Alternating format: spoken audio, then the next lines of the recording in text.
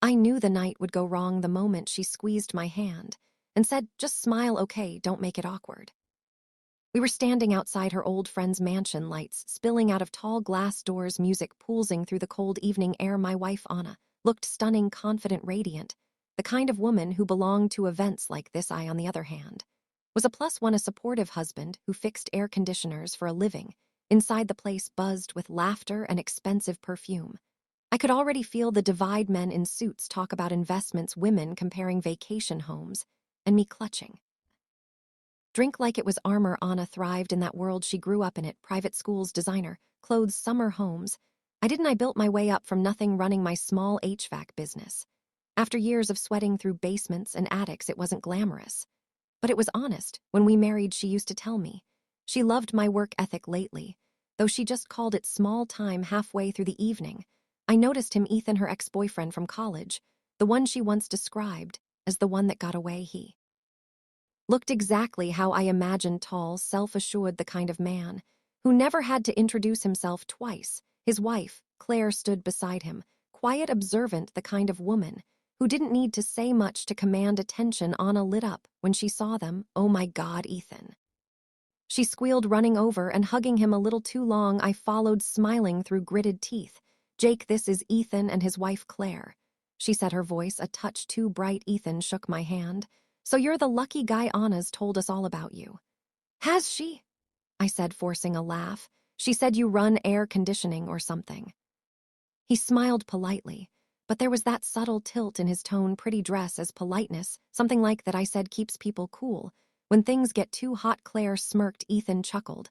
Anna just rolled her eyes. Dinner came, and so did the drinks. Anna got louder, bolder. She loved the attention, especially when it came from men like Ethan. I tried to stay quiet, reminding myself it was just a party, just old memories. But then during the toast, she grabbed the mic. "To old friends," she began, her voice carried across the room, "and to the people who have come so far since our college days. Some of us are CEOs, doctors, lawyers." She laughed lightly, swaying slightly. "And some of us, well, some of us fix air conditioners." Laughter rippled across the room. I froze. She looked right at me when she said it, smiling. My stomach twisted. It wasn't just a joke, it was a tone, the little smirk at the end, the unspoken, "You don't belong here." For a moment, the sound of people laughing blurred into white noise.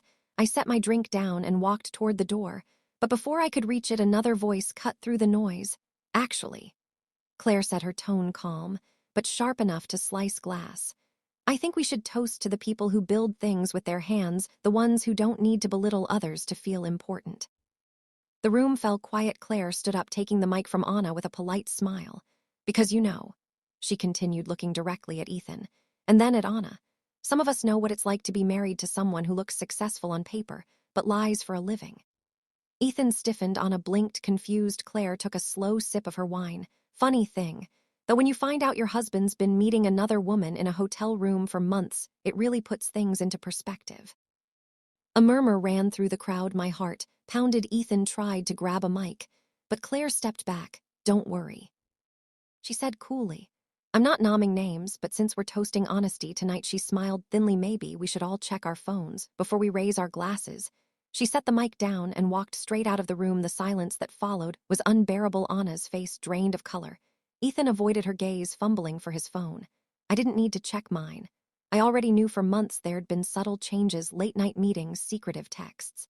Texts, the new perfume she wore when she went out with friends. I'd asked once gently, and she laughed it off. I wanted to believe her. I needed to now. Watching her tremble, I finally saw the truth reflected in her eyes. I stood there, the room spinning around me, until she finally whispered, "Jake, please, let's go home."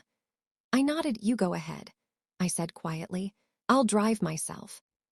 That night, I didn't go home. I drove to the office instead, the small two-room space above my workshop that always smelled like coffee and metal.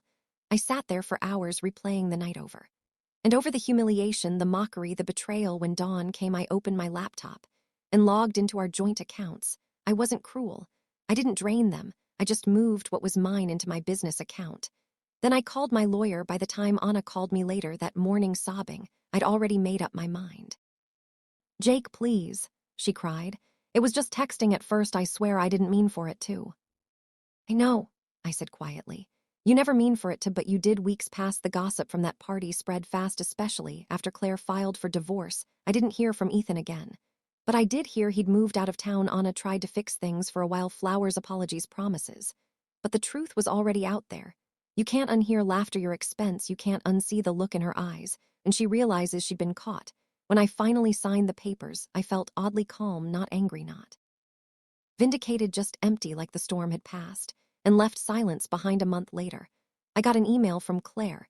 It was short: "You didn't deserve that, neither of us did. If you ever want to talk, coffee's on me." I never replied. But sometimes I think about her, the way she stood there fearless, speaking truth into a room full lies. And sometimes when I'm fixing a broken air conditioner in a stranger's home, sweat running down my back, I think about that night, about how she marked my job in front of everyone, and I smile because a woman who tried to make me small ended up shrinking herself, and I quietly, patiently, without saying a word, walked away whole.